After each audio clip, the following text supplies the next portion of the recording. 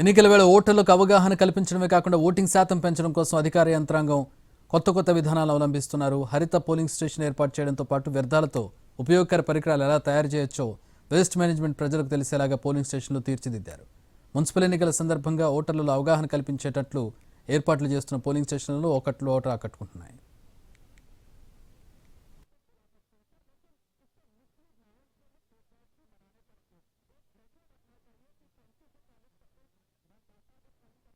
ఉమ్మడి వరంగల్ జిల్లాలో 12 మున్సిపాలిటీల్లో ఎన్నికలు జరుగుతున్నాయి. 12 మున్సిపాలిటీలో 260 వార్డులకు గాను మొత్తం 525 పోలింగ్ బూత్లను ఏర్పాటు చేయడం జరిగింది. 2100 సిబ్బంది ఈ రోజు ఎన్నికల్లో పాల్గొంటున్నారు. ఓటర్లు ఉదయం 7 గంటల నుంచే తమ ఓటుకు వినియోగించుకోవడం కోసం పోలింగ్ స్టేషన్ కు వచ్చారు. మనం వర్ధనపేటలో ఉన్నాం. వర్ధనపేట దగ్గర హరిత పోలింగ్ బూత్ ను ఏర్పాటు చేసిన నేపథ్యంలో ఆకట్టుకునేలాగా ఓటర్లు ఇక్కడికి వచ్చిన తర్వాత తమ ఓటుకు వినియోగించుకోవడం కోసం కొంత ఆసక్తి చూపేలాగా ఏర్పాటు చేసినటువంటి హరిత పోలింగ్ బూత్ ను చూస్తున్నాం. వాళ్ళు వచ్చినటువంటి మామిడి తోరణాలతో స్వాగతం పలికేలాగా, అలాగే ఇక్కడ ఉన్నటువంటి వాళ్ళు పెంచుతున్నటువంటి మొక్కజొన్న కంకులకు సంబంధించినటువంటి చేళ్ళని అందుబాటులో ఉంచడం, వాళ్ళు ప్రకృతితో మమేకమై ఎలా ఉంటారు వాళ్ళకు స్వాగతం పలికేలాగా పూర్తిగా ఒక ఫంక్షన్ కి పోతున్నటువంటి అట్మాస్ఫియర్ ఏర్పాటు చేసేలాగా ఏర్పాటు చేయడం జరిగింది. ఇక్కడ ఉన్నటువంటి ఆర్డీఓతో మాట్లాడదాం. మేడం చెప్పండి, హరిత పోలింగ్ బూత్ ఏర్పాటు చేయడం వల్ల ఎట్లా అంటే పాజిటివ్నెస్ ఎలా వస్తుందని ఎక్స్పెక్ట్ చేస్తున్నారు?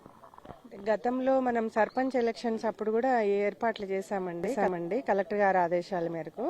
అప్పుడు మనకి ఓటింగ్ పర్సంటేజ్ చాలా పెరిగింది. అంటే లైక్ మనకి సెల్ఫీ పాయింట్ ఇవన్నీ చూడడానికి వచ్చి కూడా చూడాలి, ఏదో బాగా చేశారట చూద్దామని అట్లా వచ్చి ఓటు వేయడము, దాని విధంగా ఓటింగ్ పర్సంటేజ్ అనేది బాగా పెరిగింది.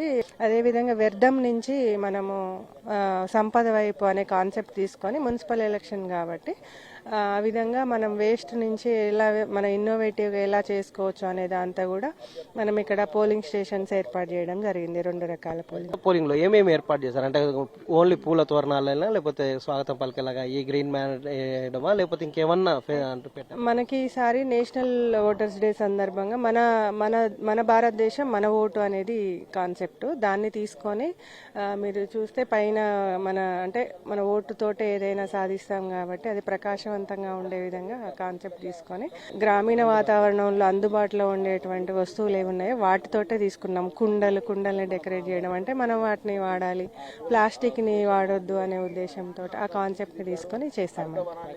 నర్సంపేట మున్సిపాలిటీలోను అలాగే వర్ధనపేట మున్సిపాలిటీలో ఎక్కువ పోలింగ్ బూత్లు ఉన్న సెంటర్లో ఒక హరిత పోలింగ్ స్టేషన్ ఏర్పాటు చేయడం, అలాగే వేస్టేజ్ నుంచి యూస్ఫుల్ ఐటమ్స్ ఎలా తయారు చేయొచ్చో ఒక అవగాహన కల్పించేలాగా మరొక polling booth model polling booth ను ఏర్పాటు చేసిన నేపథ్యంలో ఓటర్లు కొంత ఉత్సాహం చూపిస్తున్నారు. ఓటుకు వినియోగించుకోవడం కోసం పోలింగ్ స్టేషన్ కు వస్తున్నారు.